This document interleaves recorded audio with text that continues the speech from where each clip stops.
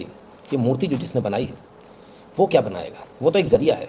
भगवान ने खुद ने अपने हाथ से गढ़ दी मूर्ति, और मूर्ति गढ़ने के बावजूद पहले मूर्ति देखी थी और बाद में मूर्ति देखी थी, उसमें ज़मीन आसमान का फ़र्क था। तो चलिए मूर्ति से संबंधित बात आ रही, जरा सुने क्या कह रहे हैं। जिन्होंने मूर्ति बनाई है वो खुद कुछ कह रहे हैं। और प्रतिष्ठापन होने के बाद मैं उधर ही था 10 दिन almost I spend time in the गर्भगृह। इंस्टॉलेशन का देख रहा था, कुछ मार्किंग देना था। अलंकार होने के बाद मैं उसके साथ बैठा था, ऐसे ही मेरे को लगा ये मेरा काम नहीं है। उसके साथ बैठा था, ऐसे ही मेरे को अलंकार होने के बाद मैं उसके साथ बैठा था, ऐसे ही मेरे को लगा ये मेरा काम नहीं है। अलंकार होने के बाद मैं उसके साथ बैठा था, ऐसे ही मेरे को लगा ये मेरा काम नहीं है। आप भी अपने लाल को नहीं पहचान पाए जिसको आपने गढ़ा 7 महीने अपने मतलब गर्भ की जगह आपने हृदय के गर्भ में रखा। हाँ, नहीं पहचान पाए। नहीं वो बहुत चेंज हो गया। वो अंदर जाते ही भगवान बहुत चेंज हो गया, बहुत चेंज हो गया। वो अंदर जाते ही भगवान बहुत चेंज हो गया। मैं मेरे साथ कोई 2-3 लोग बैठे थे, उनके साथ मैं रिएक्शन किया बाद में, नहीं बहुत अलग दिख रहा है, पता नहीं ये मेरा काम। और कहते हैं अंदर जाते ही बहुत चेंज हो गया, मैं ही नहीं पहचान पाया।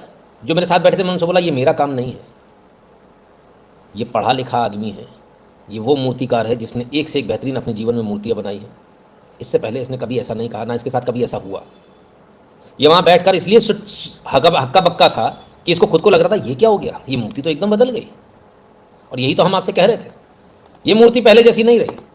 ये होता है प्राण प्रतिष्ठा की ताकत, ये होती है प्राण प्रतिष्ठा की ताकत। आइए देखें, दोनों मूर्तियों को साइड बाय साइड सिर्फ फेस दिखाते हैं। ये फेस प्राण प्रतिष्ठा से पहले वाली फोटो का, ये फेस अब का।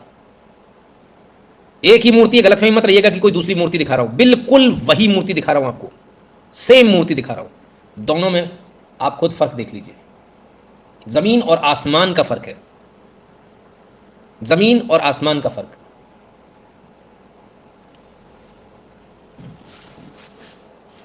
ये भगवान श्री राम की ताकत है।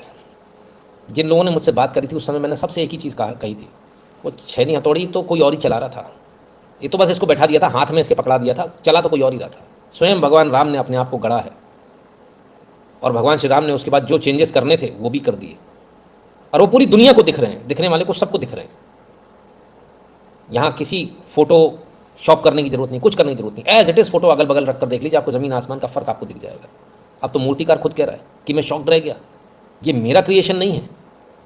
बिल्कुल योगी राज जी, आप एकदम सही कह रहे हैं, ये आपका क्रिएशन नहीं है, क्योंकि ये स्वयं भगवान का क्रिएशन है। और आप बहुत भाग्यशाली हैं, आपने पिछले जन्म नहीं, पिछले 7 जन्म या 100 जन्म तक कुछ ऐसे पुण्य किए होंगे कि भगवान श्री राम ने स्वयं आपका हाथ पकड़कर इस मूर्ति को बनवाया है, और उसके बावजूद आपको कोई संशय ना रहे, इसलिए उसमें भी जो टचिंग थी, लास्ट के जो चेंजेस थे वो चेंज कर दिया उसको, कि आपको भी एहसास हो जाए कि मैं हूँ। भगवान ऐसा कह रहे हैं कि आपको एहसास हो जाए कि मैं हूँ, और मैं ही हूँ जो पूरी दुनिया को चलाता हूँ। हम और आप नहीं चलाते सर, नहीं सरकारें चलाती हैं। मंदिर भी जो चल रहा है, कुछ लोग सोच रहे होंगे मैं चला रहा हूँ, कुछ सोच रहे होंगे मैं चला रहा हूँ, कुछ सोच रहे हैं ट्रस्ट चला रहा है, कोई नहीं चला रहा, सिर्फ और सिर्फ भगवान श्री राम चला रहे हैं। उनकी मर्जी से ही सब कुछ हो रहा है, सब कुछ उनकी मर्जी से हो रहा है। एक एक पत्ता भी वहाँ का अगर हिल रहा है तो भगवान श्री राम की मर्जी से, और जो कुछ भी वहाँ होगा उन्हीं की मर्जी से होगा।